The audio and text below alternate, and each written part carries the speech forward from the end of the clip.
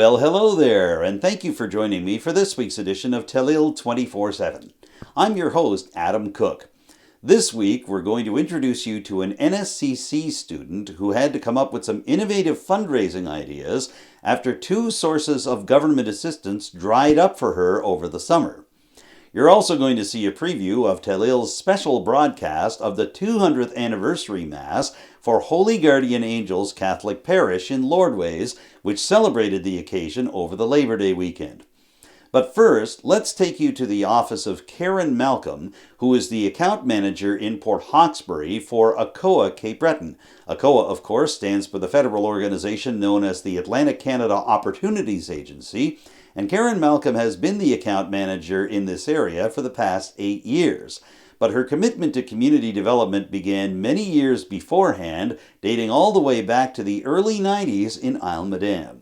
So let's take you to the Port Hawkesbury office of Karen Malcolm right now and kick off our conversation by asking how she came to be the ACOA account manager serving in the Strait area. I started with ACOA it was in 2015 as an account manager, so I've been working with ACOA for 8 years now.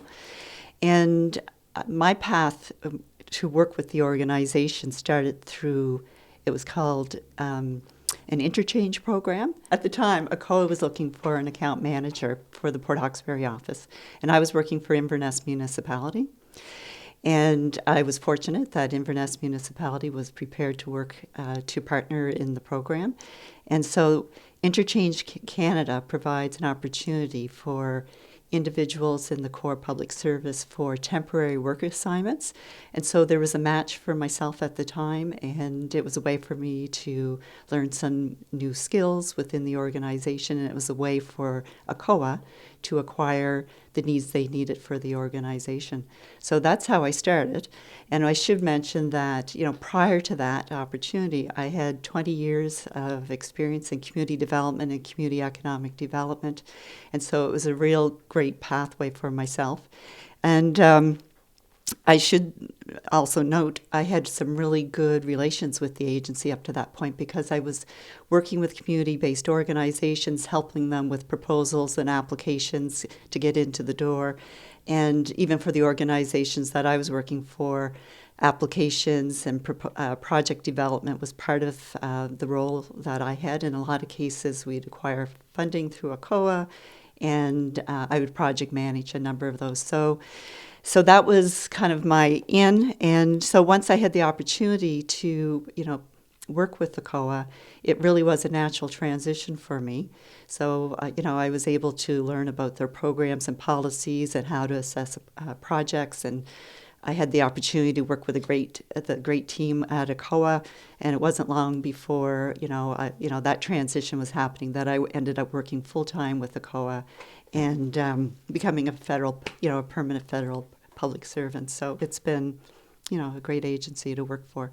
You might notice Karen Malcolm's use of the words community development in our conversation. That comes naturally, given her work for many years with the Strait Area Chamber of Commerce and with the now-defunct Strait Highlands Regional Development Agency. However, our Isle-Madame viewers might be especially interested to know that Karen Malcolm's devotion to community development actually started on the island many years ago as it was recovering from the downturn of the Atlantic ground fishery. Looking back, personally, the timing for me was ideal. I had just finished a contract with the Canadian Coast Guard, and I was looking for local, meaningful work. And at the time, we were looking at having a young family, staying in the area. And I really didn't understand just how meaningful the work would be. So if you think back to the early 90s with the downturn of the fisheries and how community leaders rallied and, did the work to try to figure out the impact of that crisis and how to mitigate it, Development Isle-Madame rose out of that process as a way to implement a number of the recommendations.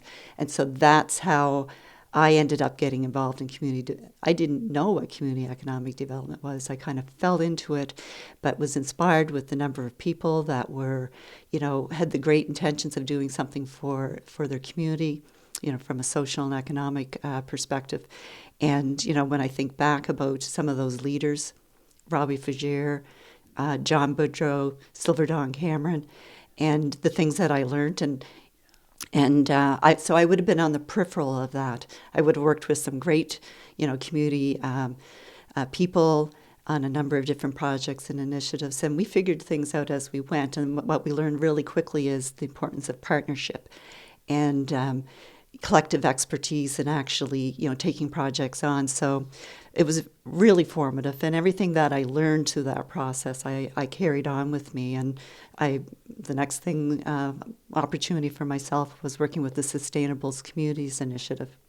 And so that was around the Bredor Lake. It was a multi-leveled government approach to responding to community needs around the Bredor Lake. So that was totally different than the grassroots initiative that I had participated with Development Ilmadam, but learned plenty, made lots of contacts, and from there I went on to the Strait Highlands Regional Development Agency, which was very much regional development, and it was for Inverness County, Richmond County, town of Port Hawkesbury, pretty much the geographic area that I worked for with ACOA as well. And, worked with incredible municipal leaders, staff, and, we were able to take on a number of projects and initiatives to, improve the economy here locally. So a lot of learning, a lot of training that went in. I really embarked on a number of different courses and training that I thought would be really helpful, that would carry me along and make an impact as well. And then as the RDAs wrapped up, I found myself doing some consulting work for municipal units and the Strait Area Chamber of Commerce. And before long, I ended up working as a community development officer for Inverness Municipality. Before long, that was kind of my pathway into ACOA. So, you had asked about what the incentive was and why I kind of propelled into this, and really it's really been about the people that I've been working with in those collective teams, those that have the real intent to improve their communities. It's been extremely rewarding work. So the number of teams collectively that I've had the opportunity to work with, and the impacts that we're making at the local community, it is contagious. It is. So once you get into this work, you're going to want to continue forward. And ACOA and that opportunity came along just at the right time, because it really gave me an opportunity to continue to learn and to expand, to work with more community organizations, and to be able to help those organizations in the areas that I had learned over the years as well. So it's been, a really rewarding journey. So back to the present day. I asked Karen Malcolm if there is ever a typical day for the Atlantic Canada Opportunities Agency office in Port Hawkesbury. She responded by giving me a bit more detail about ACOA's actual mandate within Cape Breton Island. So ACOA works with communities, businesses, educational institutes, research institutes, and also other levels of the government. And our objective is to develop the economy, to build a strong economy and a diversified economy through Atlantic Canada. And so we do that by offering a number of services and programs, and programs for businesses to help them become more competitive, innovative, and productive. And for communities, we look to diversify and grow their population, their economy. So I should mention that ACOA contributes $230 million into the economy annually. And the areas of focus tend to be in oceans, food, immigration, tourism, Indigenous economic development, startup ecosystems, new clean growth, and also manufacturing. So those are the areas where we like to focus. And, from my main goal within that, that ecosystem is to, work with clients to help them understand if their project or their proposed concept is a fit within our programs and policies. And, if it's not, how they may be able to, maybe swing that way a little bit, how to build a stronger proposal so that we could actually participate. And if it's not a match, then help them navigate to, some of the other organizations and players that may be able to assist. So I do a lot of work on the navigational side. And as far as our organization, so I work for, as you mentioned, ACOA Cape Breton. So I report to the Sydney office, ACOA Sydney. And so our office is split into two different units. So we've got the community development side and the enterprise development side. So I work on the community development side, which is called the Community and Inclusive Unit. And we provide, so we work with non-for-profits, first of all. And so non-for-profits include municipal units and First Nations. And we provide a suite of programs that are non-repayable, so grants. And we never fully participate to 100%. We're always at a certain percentage depending on what the organization is and the agency. And so the importance of having partnerships, and other funding partnerships, it's always, really significant in trying to put projects together. And on the other side of the shop, the economic development side, that would be working with commercial clients, and that's loan programs. So, as far as the physical location, you mentioned already, I work here. My office is here in the town of Port Hawkesbury.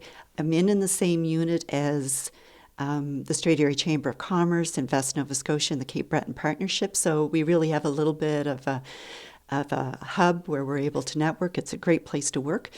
But at the same time, I do have an office at home, so I do work from home at times as well, too. And at times I travel to the Sydney office when needed. You will find I meet with clients virtually, or sometimes they'll come in here and meet here in this office. And at times I will go visit them at their place of location as well. And, as far as, I do try to get out and network. So, there's often I'm out at community events and meetings, particularly strategic, around sectors. I do try to, stay current in what's happening in our local economy and staying abreast of what's happening in the news. There's always training going on. But, as far as, the norm for the day, every day is unique. A lot of it depends on the projects that I'm working with, the individuals that I'm working with. And so that's the real fun part of the job. There is a lot of administration as well. So, a lot of it is once you actually have a project that is submitted, it's writing up a rationale as to why the government should be involved. We do ask for a lot of information in our application. And, I spend a fair amount of my days, monitoring projects, monitoring cash flow, monitoring clients and, checking in with them. So there's lots in the run of a day to keep this girl busy. Yeah. So how can a community group or non-for-profit organization apply for funding through the Atlantic Canada Opportunities Agency?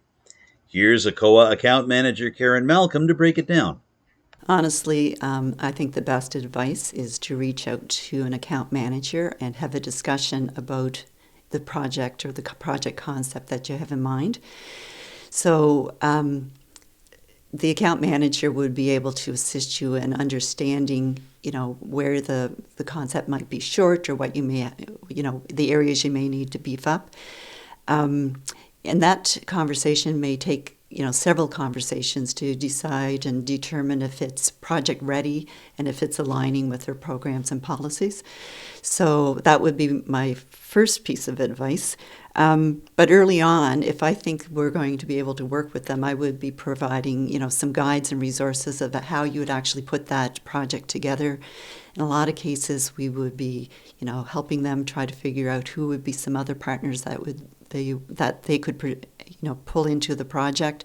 Also, we might be recommending some studies and reports that they might need to know about. So it's a whole, it's a substantial conversation, to try to figure that out. And in some cases, we won't be that, the partner around the table, but in a lot of cases, we'll open the door to try to figure out those who might be. And so there's a lot of information that goes in and a lot of planning into establishing an initiative and project. I would encourage them to think incremental, what's over and above than what they're doing in their organization already. And I'd also have them think about the partnerships as well. And so the other thing that I would mention is our application process is continuous intake. So there's no deadline. And but keeping in mind, we operate on annual budgets. So therefore, towards the end of the fiscal year, sometimes we might be running out of funds, and we may be trying to push projects into the next fiscal year. But the other thing is they don't need to know which program or what program they should be applying for. Let your account manager, help you navigate through what that piece would be. As you consider Karen Malcolm's position as an accounts manager for ACOA, you might be inclined to think that a lot of what she does during the day breaks down to basic communication between project applicants and the various levels of government and other potential partners. And you'd be right, because simply talking to people is a big part of how she spends her hours at the office.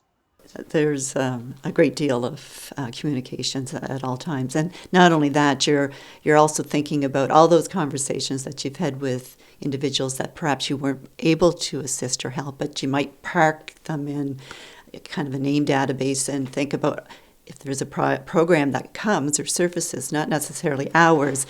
I'll be sending out emails to say, oh, you remember the project you were talking about? This might be the right fit. So, so there, but at the same time, also talking, up the line to, managers and so forth, here's our shortfalls, here's where we're not able to assist. And that, all of that gets, channeled up the line too, right? From her vantage point at ACOA Cape Breton, Karen Malcolm has also seen some changes in the Strait Area economy, including the different types of projects that are currently getting applications for government funding. Thinking back 8 years ago, I would say the first couple of years there, it was slow for traction, but that would have had to do with, number one, I was new to the position and new to the, this office.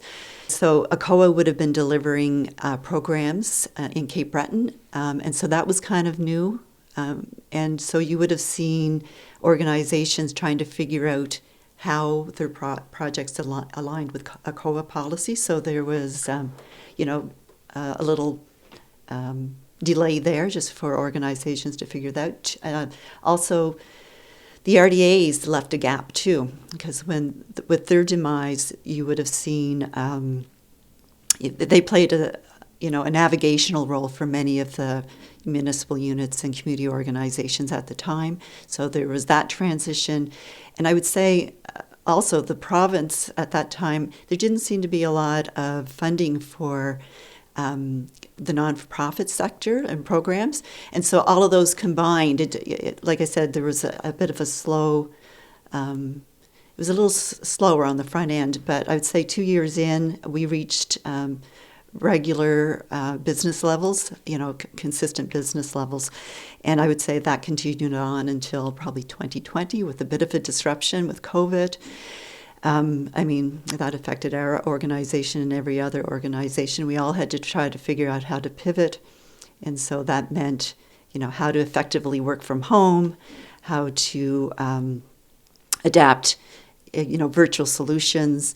And we also had to figure out what was the need with businesses and community organizations, and there was another sweep of programs that came along that we ramped up. And so that was an interesting time. We were busy, particularly the commercial unit. And so, considering all the supply chain challenges and issues and how that impacted the projects that were in the system, cost overruns and time delays just created a lot more challenges, like with our work within, our contract arrangements and so forth with clients. So,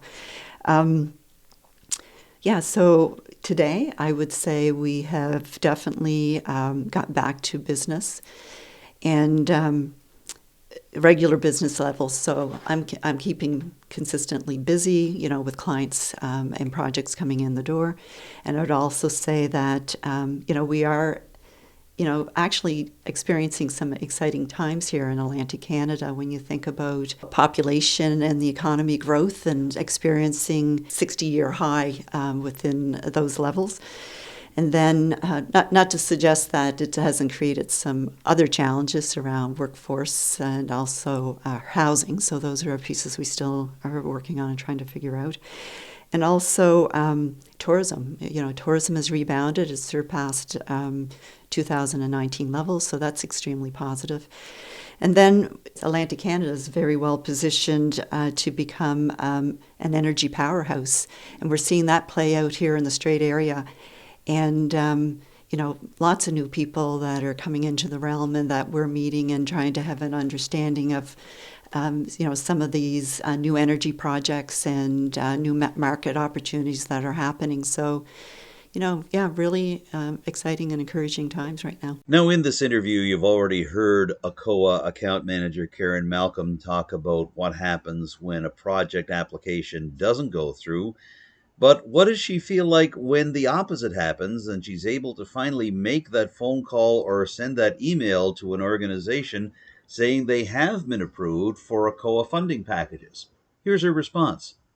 Well, Adam, there's always satisfaction in being able to know that the project that you assisted with that organization has made it successfully, has been approved, and we're able to write up a contract offer and get that project moving. So, yes, that's extremely rewarding. I should mention that organizations are always so appreciative of that relationship with the account manager, and that relationship carries on till the project completion. So, it really is just kind of the start of that relationship when the project has been approved. So we would be writing up a contract offer.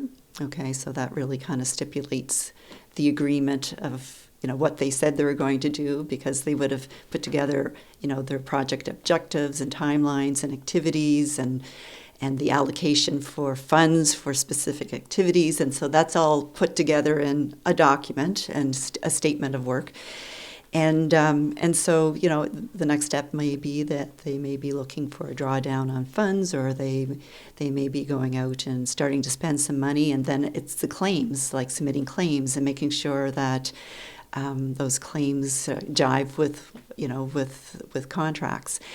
And then there would be just a lot of times, maybe sometimes clients need some assist, or they may run into some challenges within their projects, right? And sometimes we need to have another conversation. Maybe we need to make an amendment to the existing contracts. Sometimes there's cost overruns or you name it. Like there's, like I said, it is a relationship that carries on like for the duration of the project. And sometimes, some of these projects are 2 and 3 years out, like a year, 2 and 3 years. Some of them are just a couple of months. So, yeah. Near the end of our conversation, I asked ACOA Cape Breton account manager Karen Malcolm if she had anything she wanted to add about what ACOA does and about how the process works. She had a few things to say, beginning with how ACOA partnerships with community organizations work. ACOA really encourages strong partnerships, like in forging those relationships, and how that plays out here locally. I mentioned I work here within this unit. So depending on the project and the organization, a lot of times we will come together collectively and meet with that client, and that might be in person or virtually. But we may reach out to a number of partners for 2 reasons. One, to help them as far as that time piece and trying to explain what they're wanting to do, right, to help them save some time, to bring those players around so that we can do some brainstorming of how we might be able to help that project be successful.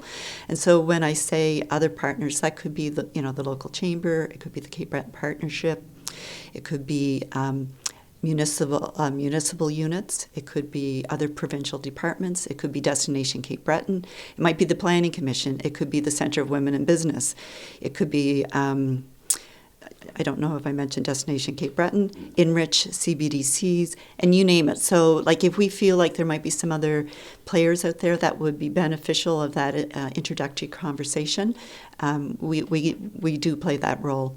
So that's one. I'd also like to mention, ACOA has a big footprint as far as the number of projects and initiatives that we've played. So I just want to reassure you that, we're working with the local municipal units on projects. We have several projects with most municipalities in our system at any time, and there. You'd be hard-pressed to find some of the major non-for-profits. And, I think of Superport, you think of your Rock Center, Telile, like wherever I look, right? We have had a project, or potentially there might be a project, in the system, or we might be having conversations of a potential project. And that would include like NSC Nautical Institute, the Collège de l'Acadie, and it goes on and on, right? So I just wanted to mention that. I think I would like to mention, too, ACOA has a new president and a new minister, both of which who are women. So our new president is Catherine Blewett, who has come up is rooted in Nova Scotia and has come up through the government of Nova Scotia provincially, and also has worked for ACOA. And our new minister, who is the Minister of Economic and Rural Development, that's Honourable MP Goody Hutchings.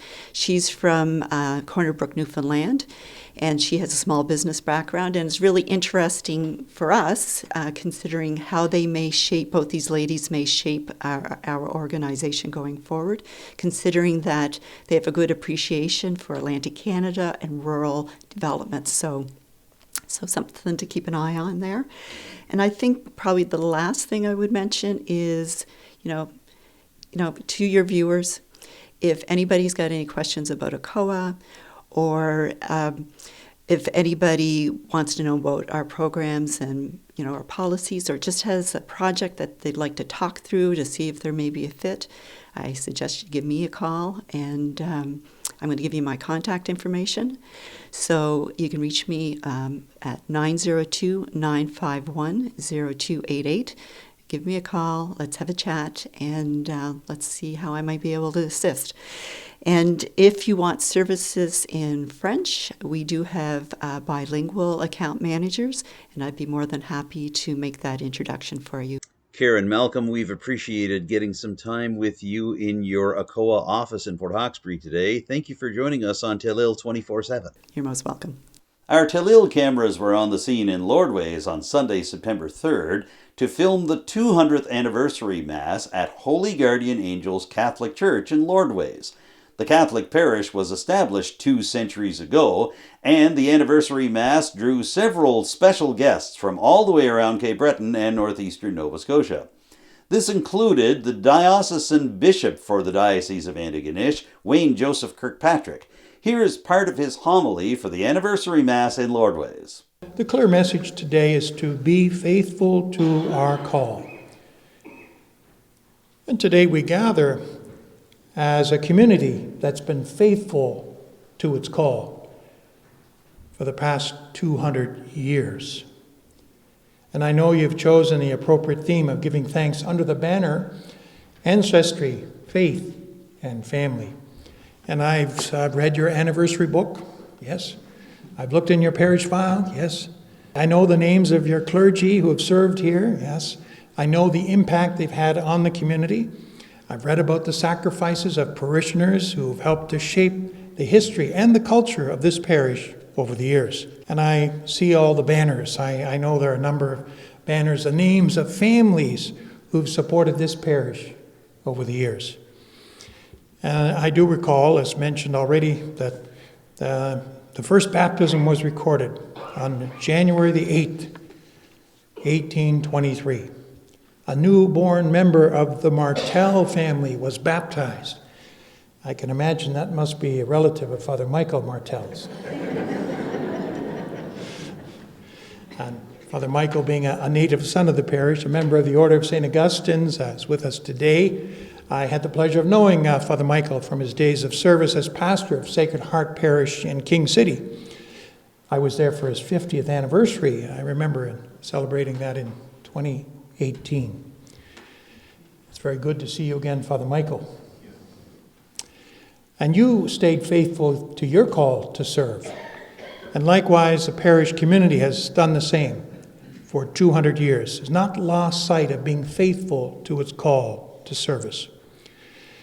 The very reason we gathered today, it's because of your ancestors who passed on the faith to each succeeding generation, and you continue to live that faith today. So as we gather to celebrate the 200th anniversary of Holy Guardian Angels Parish, we give thanks to our loving God for God's blessing upon us, for God's faithfulness, kindness, mercy, providence demonstrated throughout our history, as well as the many blessings that you have received through your beloved parish over these years. So we're not here to celebrate a church building, but we're here to remember and to celebrate the people who have worshipped here these past 200 years. You know, I've said it often, church buildings are symbols of something much greater. The real church, it's made up of people. Church buildings come and go, but the connecting links over the years are not the buildings, but the people who transmit the faith from one generation to the next. So this 200th anniversary celebration is certainly a sign of how the faith continues to be lived out and passed on through the people who worship at this beloved church. Clearly, God's abundant blessings are evidenced through the inspired generosity of the original settlers and builders that continues right down to the present day. So be faithful to ancestry, faith, family. May the holy guardian angels continue to watch over you, be at your side ever this day, to light, to guard, to rule and guide this faith-filled community. And may Almighty God continue to bless and watch over you and your faith family. And may God bless you and keep you faithful to your call. God bless. We're winding down the first week of classes for students at public schools, universities, and other post-secondary institutions. This includes the Nova Scotia Community College's Strait Area campus in Port Hawkesbury.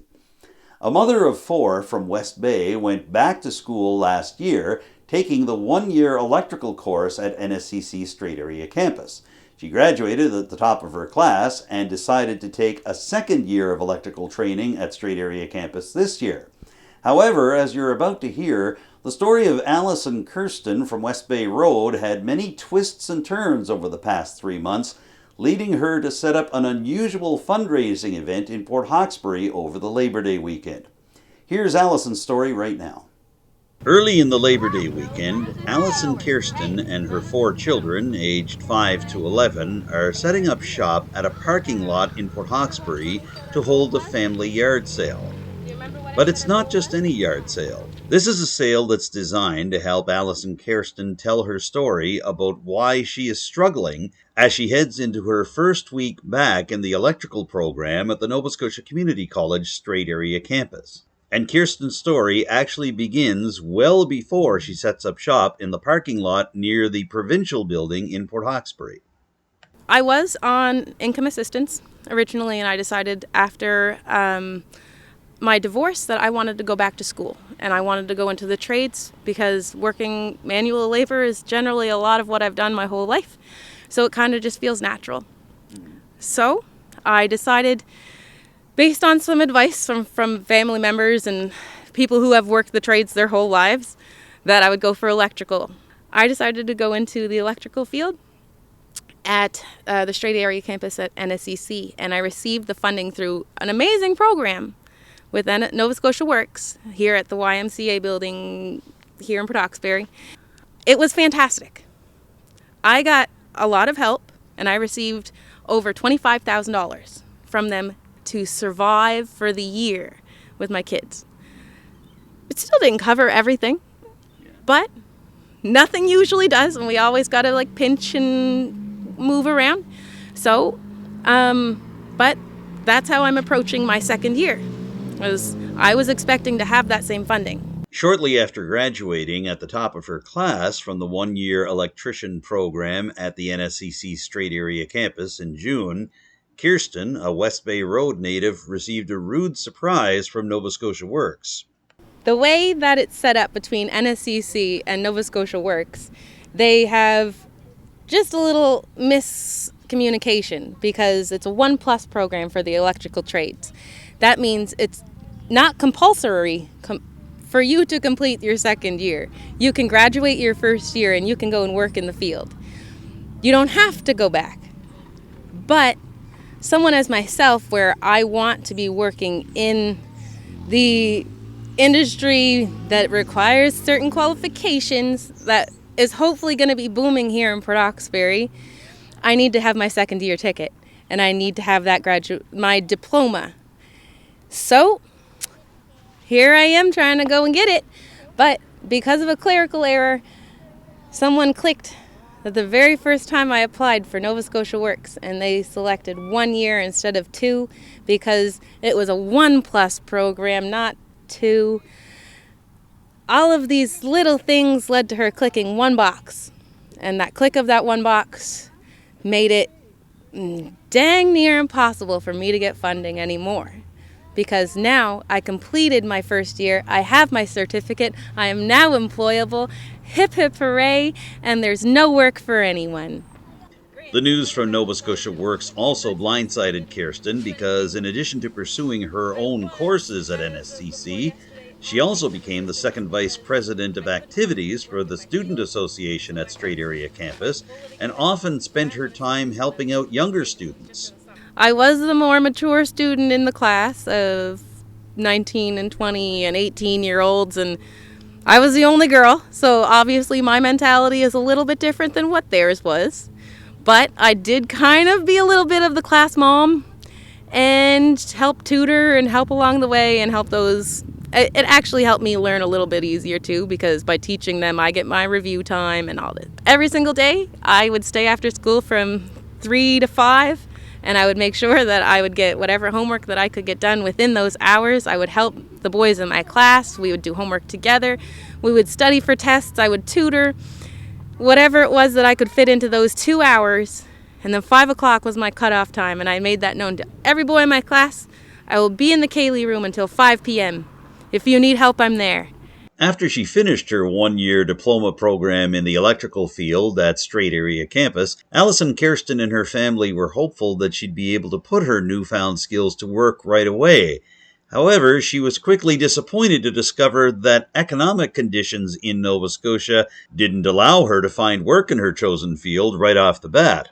Coming out of the electrical program from the first year, all bright-eyed and bushy-tailed, and we all wanted to go get in jobs. Sadly, that isn't the story for a lot of tradespeople who come out of these programs, and especially in the Maritimes. There just isn't the work. There isn't enough work of the type that we are qualified for and qualified to do to be sustainable for all of us. So unfortunately, it's just the seldom few. And because of rules that only allow companies to hire so many apprentices and all of these things, because they are in charge of training us, they need to be able to give us that attention and that time spent. So it's completely understandable. But it doesn't leave a whole lot of jobs or options for people who are sitting and waiting for an opportunity, really. So I was some of the lucky few who I was able to find some little bit of cash work here and there. just something, because, well, I was living on assistance, and that never usually covers everything, especially with 4 kids. So, yeah, I went through the electrical program. I studied every single day. There wasn't a weekend that I didn't have my nose in my books or reviewing my notes. And then I came home to these smiling faces who would beg me to cuddle, beg me to tuck them in bed, all of these things. There were times where I just fell asleep in my youngest's bed and I just didn't get up. And I slept in the next day for school because my alarm was in the other room. My goal that I had set for myself was to make sure that I set those honors marks, and I worked hard, and I set that goal at the beginning of the year, and I informed even my teachers and everyone that that's my goal and that's what I'm going to do. I'm going to be your number 1 student because I'm not going to let anyone stop me. And I did it, and I am fired up to go and do it again, but this time with a whole new vigor for second year, because 1, it ain't as scary as people think going back to school, and 2, I already know how it all works, and now I get to be the VP of activities for my second year as well, which I understand is a little bit more on my plate, but really it's just my office hours of 3 to 5 that I already did last year. Kersten's determination turned to frustration as she tried to find a replacement for the lost Nova Scotia Works funding of $25,000. She attempted to apply for student loans. However, the tough economic times that she has described earlier in this report hit home as she was unable to find a co-signer for a loan application. I went on to apply for student loans, and through both loan agencies and through the bank, all these things, and I've been denied every time because I need a co-signer. It's a lot to ask of somebody, and when people are trying to plan and live out their lives and get mortgages when they're strapped for cash and all of these things, they've been so far behind on their bills it screwed up their credit. These last couple of years have been hard for everyone, and for me to sit there and ask someone to be a co-signer, I just accept the no and I don't ask for a reason why. I will be understanding it's not for everyone, and I can't do it for somebody. So how can I be upset for someone else not being able to do it? Finally, in July, Kersten took a rare step and reached out to family, friends, and others who were within her social media circles with a plea to consider supporting even a part of her tuition. It was out of character for Kersten. If you only knew how stubborn I really am and how hard it is for me to ask for help. I apologize to my family for asking them for help, even though they will graciously help me. I suck at it. I suck at asking for help. And today has caused me to have a lot of humility and to put myself out there and be vulnerable enough to say, hey, everybody, I can't do it. Even though, and I don't know why, but I don't like being the person that isn't successful in their dreams. And when I ask for help, it makes me feel like I'm less than. But the help came on what Kersten describes as her miracle day. I literally started the day crying. I lost my seat to school. At that point, my whole opportunity and my dream that I set out and that I had at the beginning of my first year. And that action plan was not happening. And I had no other option. So I messaged 45 strangers, people that knew me or that I knew them, but the first 45 people that I could message on my Facebook. And I did a public outcry, and I don't ask for help. I do, not publicly, but I did, and it had a little ripple effect. And it ended up through my friends and my family all came together, and it paid for my entire tuition for my first semester and my second semester. Thank you, Jesus. And it even gave me a little bit extra so that I can put towards my books at the bookstore. So that's amazing. So that was Miracle Day for me, because at the beginning, I lost my seat. I wasn't even going to be going to school. I cried out to God and I said, I got nothing. Help me. Help me. And well, he did more than I ever thought he could, because I was thinking of give me $300 to make this Friday's payment. And he gave me $4,000 to pay my tuition, and I couldn't be more grateful. But Miracle Day didn't end there, because Miracle Day for me was 10 times better, because I discovered that I love fishing, and the only thing that I wanted to do to celebrate my tuition getting paid was to sit by the river and go fishing. And I sat with my unbeliever boyfriend, and I said, wouldn't it be amazing? Because I was already calling it Miracle Day. I said, wouldn't it be amazing if I cast my first cast and I caught my very first fish? Well, I went down under the bridge, down in River Denny's, and I cast my rod. And within 3 seconds, I had a nibble, and I first cast, and I caught my very first fish, and it was this big, and I celebrated like it was this big. I get so much more excited about that, is because I am a Christian, and because my faith through this has only been able to grow, and I can't wait to see what the rest of the miracle is that God has in store for me, because I'm preparing for that miracle. I gave God a stage and an opportunity to show up and show off, and that's what I hope that he intends to do. And I hope everyone gets to come and do it too. So, with her tuition money now in hand, Alison Kersten prepared to return to her electrical studies at NSCC Strait Area campus. Then, on the first day of September, 4 days before she was scheduled to return to classes, another government department decision forced her to rework her strategy. I had gone back onto income assistance because I had no other choice. I didn't have any jobs. After my work term, I wasn't one of the fortunate ones to get hired. It was just all things didn't line up. Yesterday, I woke up to a phone call saying that my income assistance was going to be suspended, that I was being cut off from that community service because I am enrolled in an education program, and I am on, it is for living expenses, not education funding, is how it was explained to me.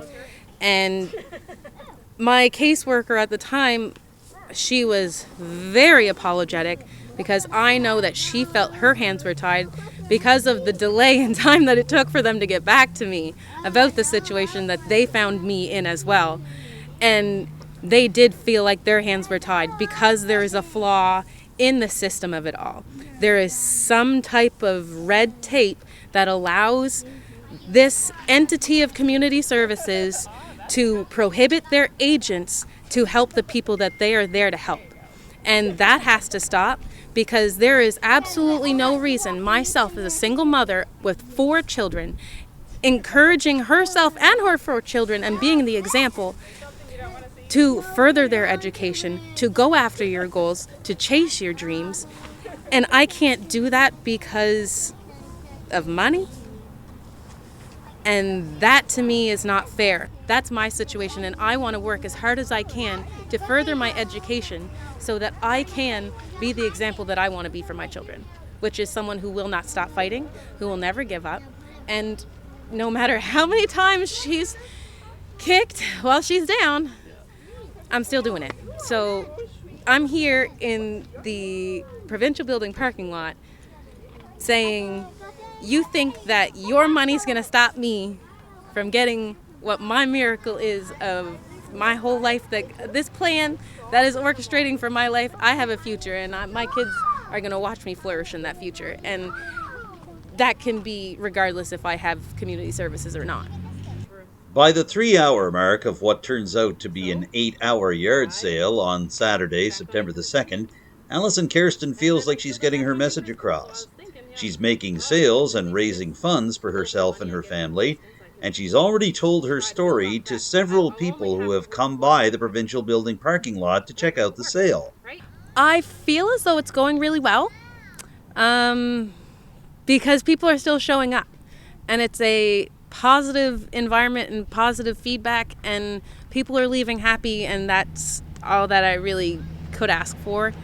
The monetary value at the end of the day, it matters, obviously, but in the same breath, does it really? And I'm more happy just making a positive impact on my hometown than doing anything, and bringing awareness to the issues that are clearly here with the secondary or post-secondary education for mature students returning to school.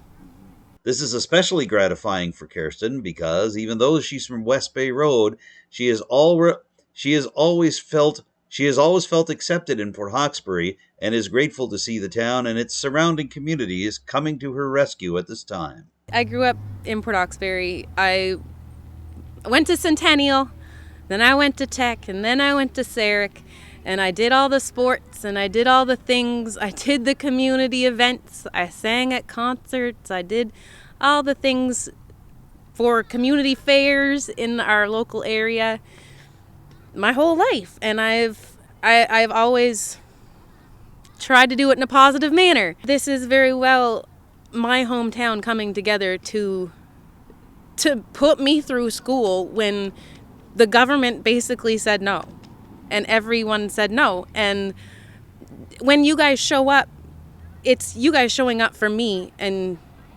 I couldn't be more happy and grateful for that, because my town believes in me more than what my government does. And by the end of this sunny Saturday in Port Hawkesbury, a big leap forward for Alison Kersten. She's raised $750 through the yard sale, and her family has agreed to top that figure up by $250, meaning she'll be able to afford rent and other expenses for the first 2 months of her new school year. So, as you're watching this right now, Kersten is wrapping up her first week in the second year of her NSCC electrical training. What happens now in terms of fundraising? Even Kersten herself admits she doesn't know. Honestly, I don't know what God wants me to do next, because I don't know what I'm supposed to do next, and I have no other ideas. So I'll just wait for another idea to pop in my head at 3 a.m. in the morning when I can't sleep.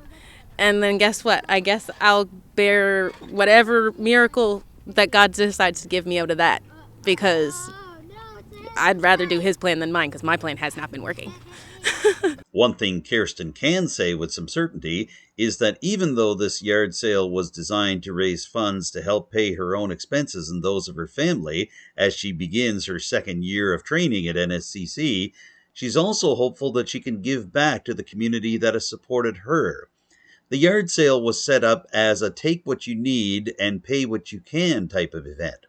She calls it a good faith yard sale, and she's hopeful that the idea will catch on, considering that she knows what it's like to struggle, not just this summer, but when she moved back to West Bay Road after she and her family were evicted from their Dartmouth living arrangement when the landlord there wished to conduct renovations.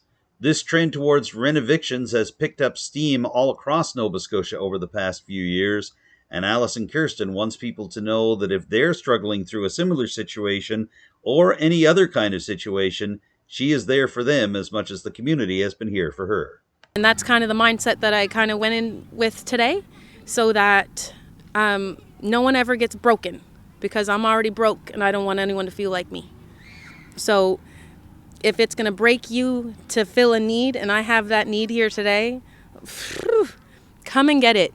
Take it away, and I won't charge you a penny, because there is no need why our needs don't get to be fulfilled because of some monetary thing that a government has controlled and inflated beyond imaginable amounts. And it's really, that's really saying it all, is I want to be there to fulfill people's needs and not take from them.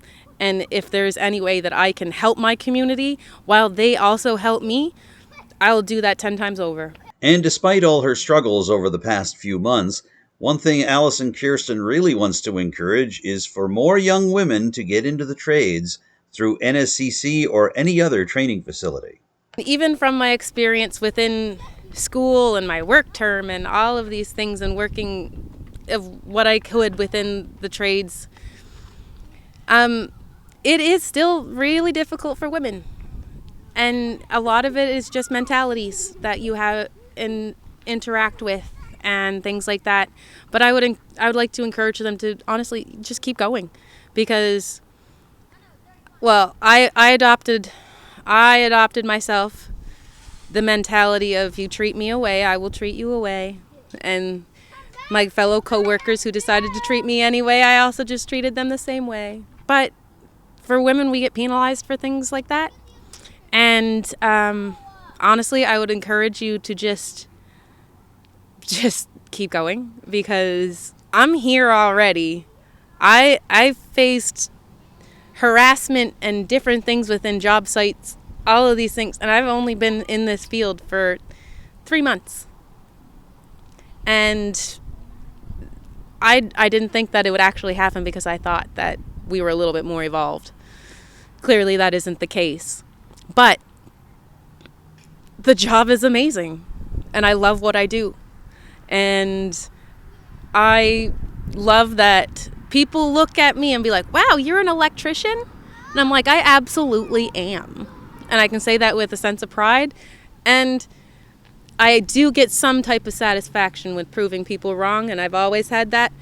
So when people ask me to come and do a job, and I come and do it, and they're like, are you sure? And I'm like, are you the electrician? It's one of my favorite things. I only say it to my friends, though, because that would be kind of rude when people are paying me. But yeah, that's all. I would like to encourage people. That's all. In Port Hawkesbury for Telile 24/7, I'm Adam Cook. Guardian Angels Parish in Lordways on our Telile YouTube channel in the coming days. For now, I'm Adam Cook. Thank you once again for joining me for this week's edition of Telile 24/7. I look forward to seeing you again next week with a brand new show. Bye for now.